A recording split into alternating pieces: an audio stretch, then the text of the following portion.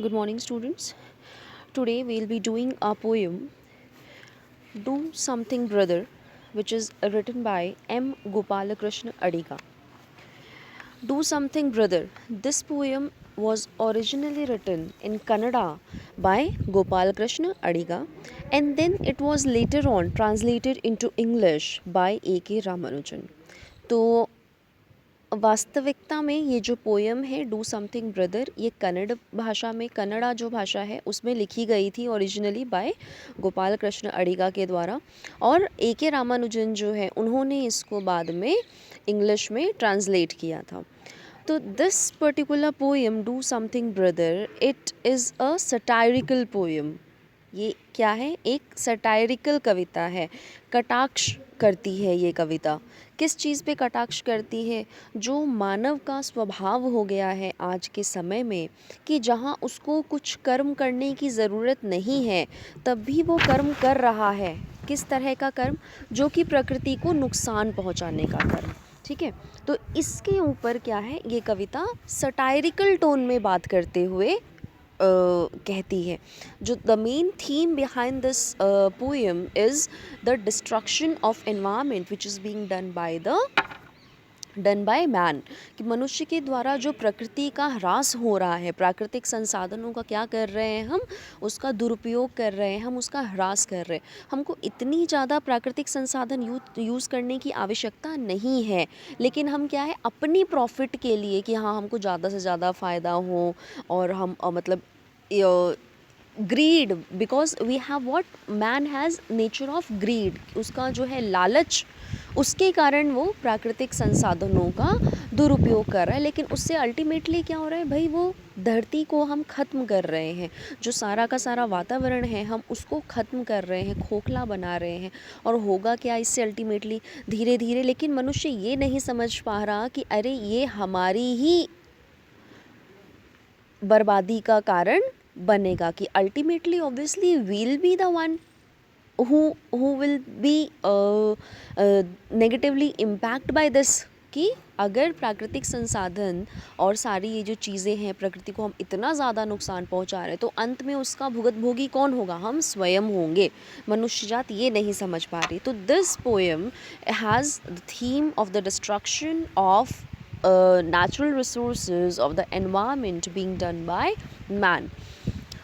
So in this poem the satirizes people's tendency. The poet satirizes people's tendency to prove themselves by compulsively carrying out actions without trying to be in synchronization with nature or considering the consequences of their actions. कि हम बिना सोचे समझे क्या है कर्म किए जा रहे हैं, प्राकृतिक संसाधनों का हम दुरुपयोग किए जा रहे हैं.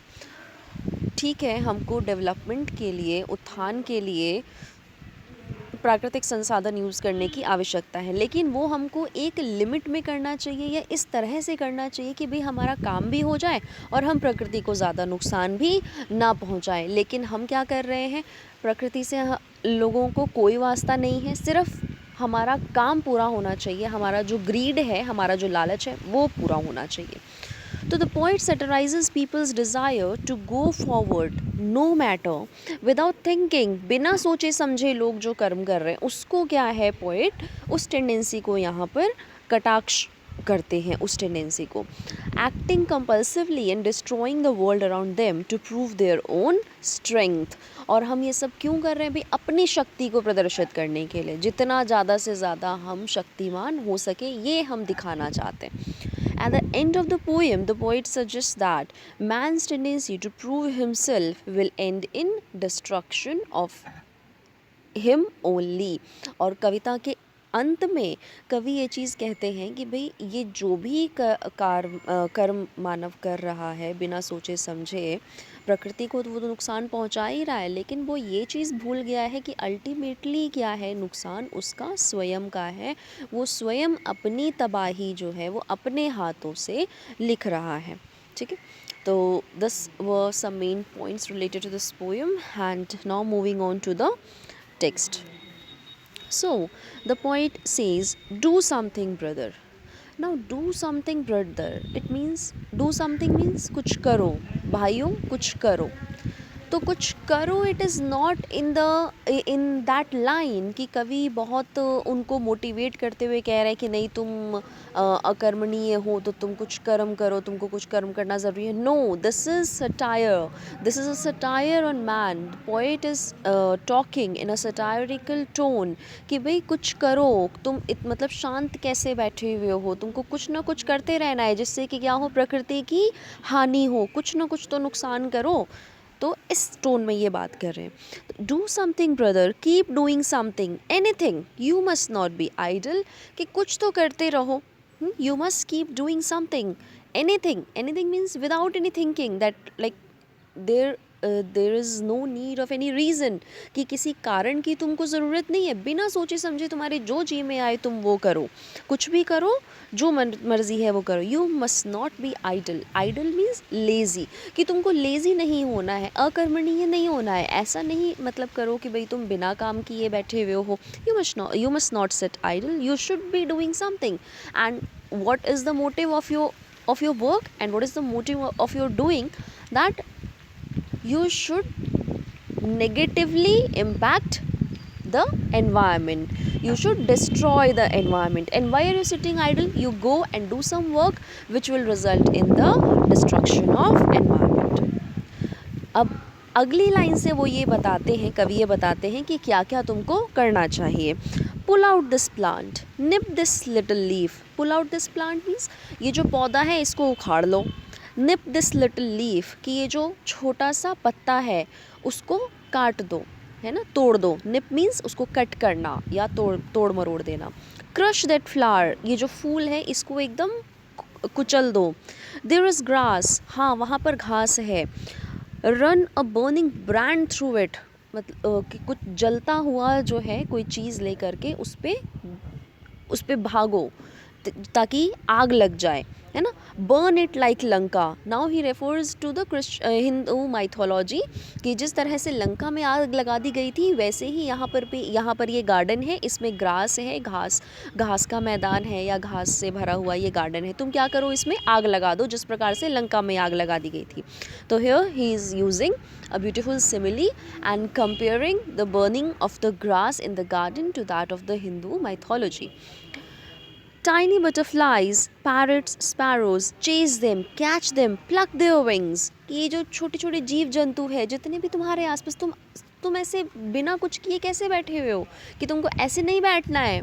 Now you can very well, अब तक you would have understood that what is the tone of the poet कि कवि जो है वो किस टोन में बात कर रहा है. वो यहाँ एक एक लाइन में वो क्या कर रहे हैं, वो कटाक्ष कर रहे हैं मनुष्यों पर कि अरे तुम एक सेकेंड के लिए भी तुम शांति से क्यों बैठे हो. तुम ऐसा कुछ भी करो कि जिससे प्रकृति को नुकसान हो. बड़ी बड़ी चीज़ें तो तुम कर ही रहे हो, ये छोटी छोटी चीज़ें भी करो और जिससे कि प्रकृति को बिल्कुल पूरी तरह से तुम क्या करो, तबाह कर दो, नष्ट कर दो.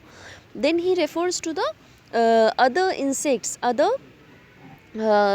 अदर लिविंग बींग्स जो कि हमारे आसपास हैं, जीव जंतु, उनको रेफ़र करते हुए कहते हैं कि टाइनी बटरफ्लाइज, छोटी छोटी बटरफ्लाइज हैं, पैरट्स हैं, स्पैरोज़ हैं, दिस आर द बर्ड्स, ये बर्ड्स हैं, इनका पीछा करो. चेज देम, कैच देम, इनको पकड़ो, पिंजरे में बंद करो. प्लग देयर विंग्स, और इनके जो जैसे ये उड़ते हैं, जो स्वच्छंद हो करके एकदम ये आकाश में विचरण करते हैं, है ना. You plug their wings, plug means you just take off their wings कि उनके पंखों को तुम खींच दो, नोच दो ताकि वो उड़ नहीं पाए. तुम इन सब का नाश कर दो. Pull out their fur and feather कि उनके जो फर हैं और उनके जो फेदर हैं, उनके ऊपर जो उनकी स्किन होती है उस पर वो फेदर लगे होते हैं ना, जो पंख होते हैं उनके, वो सब तुम निकाल दो, है ना, और उनको बिल्कुल नष्ट कर दो. There in the garden, jasmine and the bananas gold grow full the wild elephant's feet. कि गार्डन का दृश्य फिर वो बताते हैं कवि कि यहाँ गार्डन में देखो जैस्मीन फ्लावर है and bananas gold grow for the wild elephants feet कि ये जैस्मीन और बनाना वगैरह ये सब जो प्लांट्स लगे हुए, ये जैस्मीन फ्लावर्स लगे हुए हैं, बनाना के प्लांट्स लगे हुए हैं.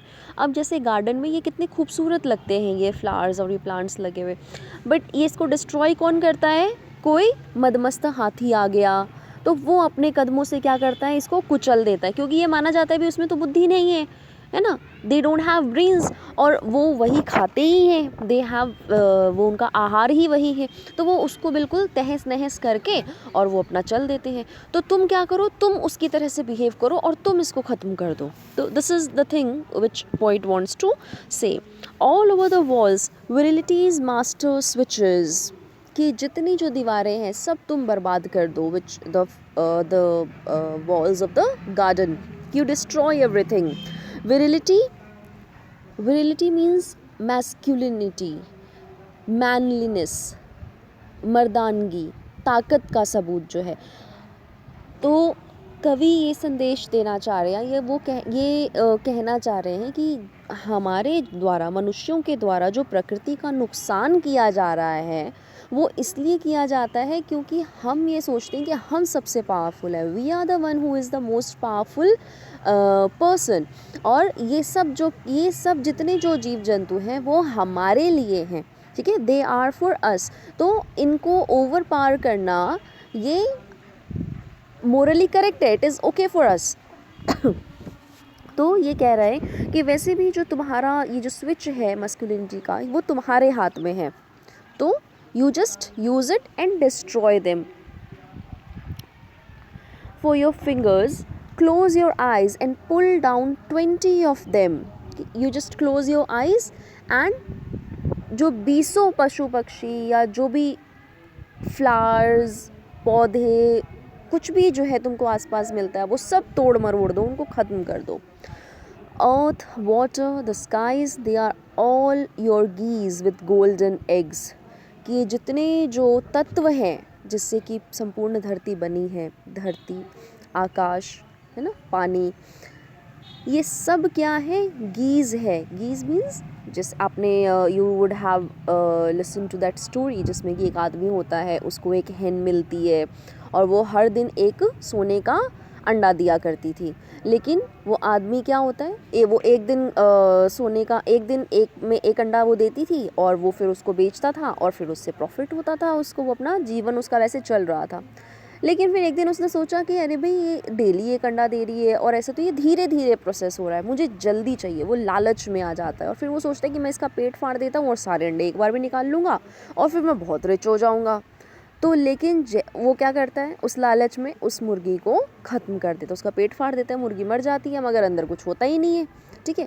तो वो फिर वो अल्टीमेटली क्या किया, उसने अपने हाथों स्वयं को डिस्ट्रॉय किया।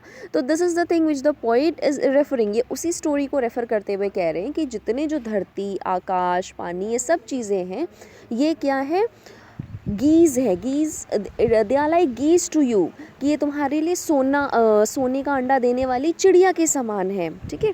गाउज them out, gouge means cut them out, तुम भी क्या करो, जैसे उस व्यक्ति ने उस मुर्गी को काट दिया था सोने के अंडे के लालच में काफ़ी सारे, तो तुम भी क्या करो, इनको काट दो, इनको बस तहस नहस कर दो, स्लैश देम मतलब कट कर दो, इनको तबाह कर दो। डू और डाई, दे से, करो या मरो, ये लोग कहते हैं करो या मरो। Disasters are the test for your genius galloping dance, लेकिन जो तुम्हारा now he is the sarcastic tone of the poet becomes so acute, कि बहुत ज़्यादा मतलब he is his sarcasm becomes so acute here and he is saying, he is referring to the dance of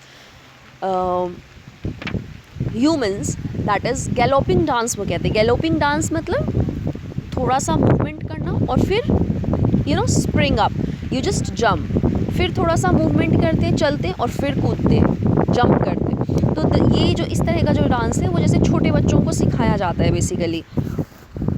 तो here the point is saying कि जब disaster का वक्त आता है, जब तबाही मचती है, किसी भी तरह का नेचुरल डिज़ास्टर आता है जो कि तुम्हारे ही कर्मों का परिणाम है, ठीक है, वोल्केनोज़ आए, अर्थक्वेक्स आए, बाढ़ आ जाती है, सूखा पड़ जाता है, अकाल हो जाता है, ये जो डिज़ास्टर्स आते हैं तो ये टेस्ट करते हैं, they are the test of your genius, कि ये तुम्हारा, तुम जिस जीनियस की बात करते हो, you think that you are the most intelligent being. मनुष्य ये सोचता है कि भाई हम में ही सबसे ज़्यादा दिमाग है, हम ही सबसे ज़्यादा, जितने जो जीव जंतु, जितने प्राणी हैं उसमें सबसे ज़्यादा मनुष्य ही जो है वो बुद्धिमान प्राणी है, उसी के पास बुद्धि है, तभी वो इतना उत्थान कर पाया। ठीक है, तो कवि यहाँ पर उसको रेफ़र करते हुए कह रहे हैं कि ये जो डिज़ास्टर का जब वक्त आता है ना, तब it is the real test of your genius, कि तुम कितने बुद्धिमान हो, इसका असली में टेस्ट तब होता है। ठीक है, और तब ये देखा जाता है, and your genius galloping dance, कि ये जो तुम कूद कूद के जो तुम्हारा नृत्य होता है, उसका टेस्ट है ये, कि भाई तुम वास्तव में कितने जीनियस हो। Something must crash every minute, कि हर मिनट कुछ क्या है, क्रैश होना चाहिए।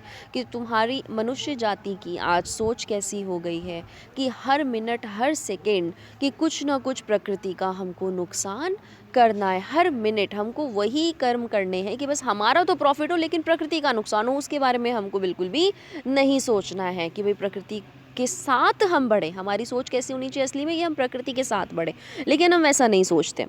Brother, act at once, do something. Now, the poet is saying to the humans that you please act. एक ही बार में सब करो, do something, कुछ करो. Thoughts, weights and measures are all for the past, for the undying ghostly treasures of the dead. कि ये जो बिल्कुल बुद्धिमता वाली चीज़ें हैं, thoughts, weights and measures, कि मतलब you before doing something you must think it twice. कुछ भी करने से पहले हमें 2 बार सोचना चाहिए। इस तरह की जो सोच है ये पुरानी सोच हो गई। नॉर्मली हमको ये सीख दी जाती है कि हमको कुछ भी करने से पहले 2 बार सोचना चाहिए, तो फिर तुम प्रकृति का नुकसान करने से पहले क्यों नहीं सोच रहे हो? This is the sarcasm, this is the sarcastic tone and this is the main question which the poet is asking again and again, कि भाई जब इतना तुम सोच विचार करने का सोचा जाता है, तुमको शिक्षा दी जाती है, तो तुम प्रकृति का नुकसान करने से पहले क्यों नहीं सोच रहे हो? लेकिन फिर भी चलो वो तो छोड़ो, तुम जो है कुछ करो, you must do something, you should not sit idle, you should not be lazy, कि you should do something without any thinking, without any second thought for the destruction of nature, कि तुम वो बस कर्म करो। और ये जो सोचना समझना है क्या नुकसान होगा, क्या भला होगा, ये पुरानी बातें हो गई। This is the thing of the past, कि ये मत सोचो, एक ही बार में सारा कुछ कर दो। For the undying ghostly treasures of the dead, कि ये जो लोग कहा करते थे कि हमें करने से पहले सोचना चाहिए, है ना, ये सारी बातें, ये पुराने लोग थे, वो अब मर चुके हैं, तो ये उन्हीं के साथ में चला गया। तुम तो क्या करो, बस कर्म करो और प्रकृति का नुकसान करो। तो this is it for this video. The next portion will be doing in the next video.